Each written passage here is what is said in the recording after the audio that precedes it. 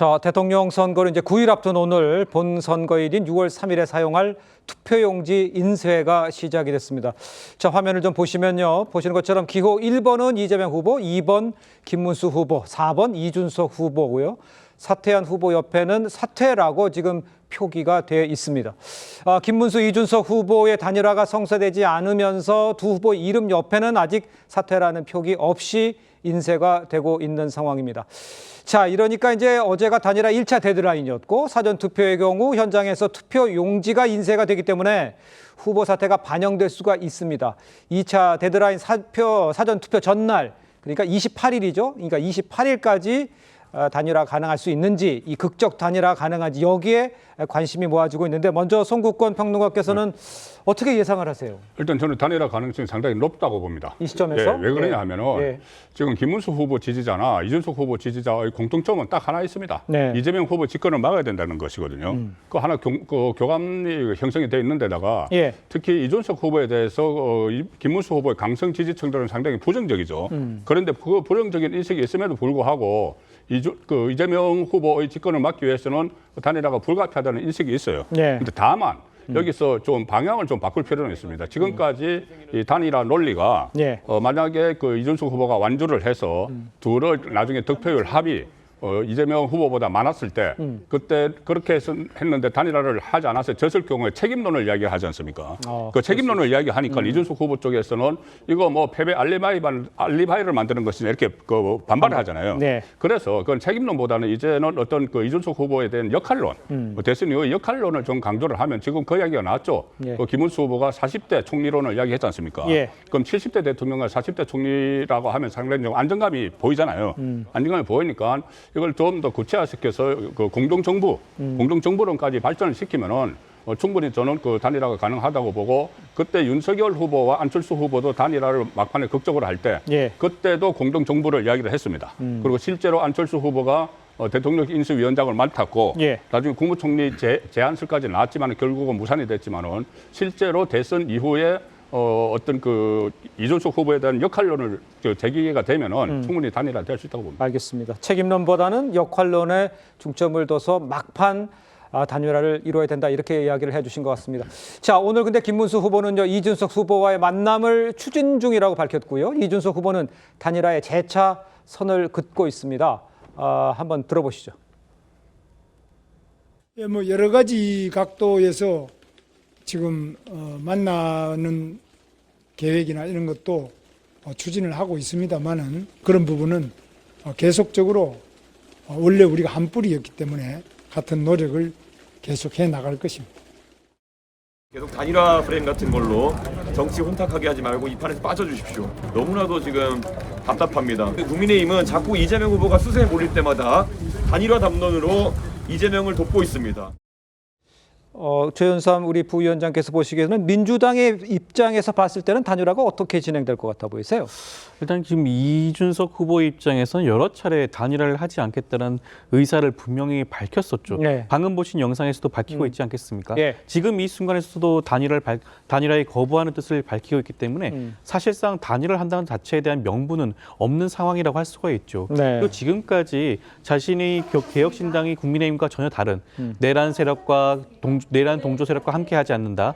탄핵에 대해서 찬성했다라는 측면을 굉장히 강조해오지 않았겠습니까? 그러면서 중도 보수 진영에 대해서 소구하는 그런 전략을 취하고 있었었는데 거기에 반하는 결정을 할 수 있을까라는 생각 측면에서는 단일화의 가능성이 좀 낮을 수도 있다는 생각이 들고요. 그리고 현실적으로 지금 이준석 후보 입장에서는 두 자릿수 득표율에 근접했거나 이를 넘는 그런 결과들이 나오고 있지 않겠습니까? 그렇다고 한다면 이번 대선 이후에 보수 세력을 재편하는 과정에서 개혁신당이 중요한 역할을 할 수 있다. 그리고 다가오는 지선과 총선에서 어느 정도 역할을 할 수 있다는 유의미한 득표를 얻을 수 있다라는 기대를 걸 수가 있기 때문에 과연 그런 실리적인 측면에서라도 이준석 후보가 단일화에 응할지는 저는 좀 미지수가 아닌가 생각이 들지만 그럼에도 불구하고 지난 대선에서도 보수 진영에서는 윤석열 전 대통령과 안철수 당시 후보가 극적으로 단일화를 통해서 정권을 가져가지 않았겠습니까? 그런 측면에서 이준석 후보가 지금 국민의힘 측에서 나오고 있는 당권 거래 제한이라든가 총리 제한이라든가 있다든가 이런 여러 가지 본인의 그런 개인적인 정치적 그런 욕심 때문이라도 단일화를 할 가능성은 여전히 열려 있는 게 아닌가라는 생각이 듭니다. 알겠습니다. 일단 지금 시간이 별로 없습니다. 28일이 이제 D-Day면 사흘밖에 안 남은 상황인데, 그러니까 국민의힘에서는 어떤 식으로 지금 단일화를 위해 노력을 해야 되는지 또 하고 있는지 그거를 좀 설명해 주셔야 될 것 같아요. 국내심 지금 선대위 산하에는 이제 빅텐트 추진단이라는 게 있습니다. 그러니까 신성범 삼선 의원이 추진단장을 맡고 있는데 공식적인 빅텐트 추진 과정에서 단일화가 아마 언급이 될 것이다 이렇게 생각을 하고요.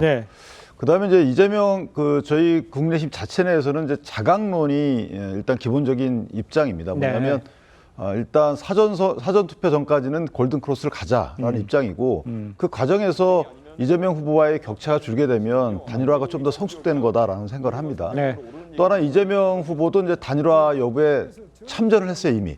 이재명 후보가 참전한 이유는 단일화가 그만큼 이제 좀 뭐랄까 승부 요소다라는 평가도 있지만 본인 지지율 중에서 빠져나가는 것을 막기 위함이잖아요. 그러니까 이 단일화는 이준석 후보가 본인의 지지율을 잠식하는 부분을 막고 이건 내란 세력과의 단일화 할 거다라고 미리 어떤 낙인을 찍고 나서 이준석 후보가 얻어가는 본인 지지층에 대한 잠식해가는 이 부분을 막고자 하는 거거든요. 그렇다면 국내심도 또는 관계자분들도 상당히 신중하게 접근해야 되는 거죠. 이게 사실 지지율이라는 것이 국내심 지지층만 이준석 후보를 지지하는 것이 아니고 또 다른 지지층의 이동이 있을 수 있는 거기 때문에 그런 측면에서 보면 자강론에 기한 빅텐트 추진단에 의한 단일화 작업은 그렇다 치더라도 각자가 성급한 발언하는 것은 저는 좋지 않다. 개인적으로 생각합니다. 알겠습니다. 일단 막바지까지 최선을 다해서 지지율을 올려놔야 좀 더 단일화에 좀 시너지 효과가 날 수도 있고 또 기회가 또 마련될 수도 있다. 그렇죠. 이렇게 보시는 단일화는 거죠? 전 된다고 보는데 그 과정을 되게 조심스럽게 다뤄야 된다. 알겠습니다. 자, 근데 쭉 언급을 해 주셨습니다만 이런 상황에서 줄곧 단일화할 것이라고 전망을 했던 민주당 이재명 후보는요. 오늘 기자간담회에서도 또 단일화할 것이라고 재차 언급을 했습니다. 직접 한번 들어보시죠. 아니라고 하지만 전에도 그랬던 것처럼 결국은 단일화 할 것이다. 우리는 당연히 단일화 될 것에 대비해서 대비하고 있습니다. 신현영 의원님, 그러면 단일화를 대비하고 있다라는 거는 구체적으로 어떻게 민주당이 이 단일화에 대해서 대비를 하고 있다는 겁니까? 그런 일들이 발생하더라도 더불어민주당은 당황하지 않고 지금에 있는 페이스를 그대로 유지하면서 국민들에게 내란 세력과 손을 잡는 단일화가 어떻게 비춰질 건지에 대해서 국민께 호소할 예정입니다. 결국에는 선거는 어떠한 최악의 상황도 사실 대비를 해야 되는 거고요. 어떠한 리스크가 발생할지에 대한 여러 가지 시나리오를 갖고 촘촘히 대비를 하는 것이 중요하다고 생각합니다. 안 그래도 짧은 이 선거 기간 동안에 이준석 후보가 어떤 방식으로 지금 토론에 한 번 더 남아있지 않습니까? 그렇기 때문에 지지율의 요동이 하루하루 달라질 수 있다라는 판단을 하면서 정말 단일화가 국민들한테 명분 있는 단일화가 될 것인지 아니면 정말 보수가 건강한 보수로 나아갈 수 있는 방식인지에 대해서 다시 한번 국민들이 검증하실 건데요. 지금의 국민의힘의 모습이나 이준석 후보의 캠페인 방식은 결국에는 이재명 안돼요입니다. 그런 방식으로 네거티브를 하는 정말 보수의 그런 단일화가 집권의 준비가 되어 있느냐. 윤석열 전 대통령이 초래한 그런 비상계엄과 탄핵에 있어서의 충분한 책임과 대안이 있는가에 대해서는 매우 부정적인 판단을 하시면서 단일화가 되든 안 되든 저희 민주당은 가는 길을 그리고 안정적으로 다음에 집권에 대한 국민 통합을 얘기할 예정입니다. 알겠습니다. 자, 근데 이런 상황에서 국민의힘의 입장에서는 어떻게든지 모든 걸 다 끌어모아야 하지 않겠습니까? 그런데 또 난제 하나가 아마 이 결집 이 문제일 것 같습니다. 오늘 홍준표 전 시장이요, 자신의 온라인 플랫폼에 이준석에 대한 투표는 미래에 대한 투표다 이렇게 언급을 했어요. 이게 어떤 배경에서 나온 건지 또 어떻게 해석을 해야 되는지를 먼저 좀 설명을 해주세요. 홍준표 전 시장의 언행은 정말 잘 읽어야 됩니다. 잘 읽으면 무슨 뜻인지 알 수가 있어요. 저게 뭐냐면은 일단 언뜻 생각을 하면은 그 전에 뭐 이재명 후보의 뭐 총리설까지 나왔었고 얼마 전에 하와이 특사단이 갔을 때는 김문수 후보를 지지한다고 했잖아요. 근데 지금은 또 그 이준석 후보에게 그 표를 던지면은 뭐 미래에 대한 표를 던지는 것이다 이렇게 이야기를 했는데 이것은 일단 저는 그 부정적으로 보면은 도대체 홍준표 전 시장의 누구를 지지하겠다는 것이냐 그렇게 이렇게 볼 수도 있죠. 그렇죠. 예. 어떻게 본인의 지지자들이 그 이재명 후보 지지를 선언했는데도 아무 이야기도 하지 않았거든요. 네네. 그렇게도 볼 수도 있지만은 지금 시점에 이 이야기를 하는 것은 저는 굉장히 단일화에 힘을 실어주기 위한 것이 아닌가 싶어요. 이준석 후보에게 그러니까는 이준석 후보는 미래라는 것이죠. 네. 그 미래라면은 지금 김문수 후보가 현재가 되고 그 이준석 후보는 이제 미래에 대해서 어떤 희망을 갖는 그러니까 그런 그 표가 될 수가 있는 것이지 예. 그것은 사표가 아니라는 이야기고 특히 홍준표 전 시장은 만약에 그 이재명 후보를 지지하지 않는다면은 지금 정말 보수가 정권을 탈출하기를 바란다면은 이 단일화에 대해서 그 굉장히 많은 생각을 할 수 있는 사람이 왜 그러냐면은 2017년 대선 때 그때 박근혜 전 대통령 탄핵됐을 때 본인이 자유한국당 그 후보로 나왔잖아요. 그렇죠. 후보로 나왔는데 그다음에 안철수, 유승민 후보가 따로 나왔어요. 그렇기 때문에 만약에 그 세 사람이 그때도 표를 합하면은 그 문재인 후보가 받은 표보다 더 많았습니다. 네. 그런데 만약에 단일화를 했으면 그때 정권이 창출이 됐겠죠. 그런 생각도 하다가 보면은 저거 홍준표 전 시장은 단일화에 방점을 두고 일단 그 이준석 후보의 존재감을 좀 보여주는 그런 그 발언을 한 것 같습니다. 그 단일화에 방점을 뒀다는 뜻은 어느 정도 그 홍준표 전 시장이 역할을 할 수 있을 수 있는 거 아니냐 이 단일화 그렇습니다. 과정에서 그 이렇게 홍준표 전 시장이 출국을 할 때도 그러니까요. 이준석 후보가 가서 그렇게 배웅을 하고 그런 사이죠. 알겠습니다. 그렇게 언급을 해주셨는데 홍준표 전 시장 이제 자신이 후보였으면 단일화가 됐을 것이다. 이렇게 했단 말이에요. 이 해석도 궁금하고 지금 말씀하신 대로 단일화의 어떤 글쎄요, 뭐 연결고리 역할 이런 것도 홍준표 전 시장이 할 수 있다고 보세요? 지금 상황을 좀 보면?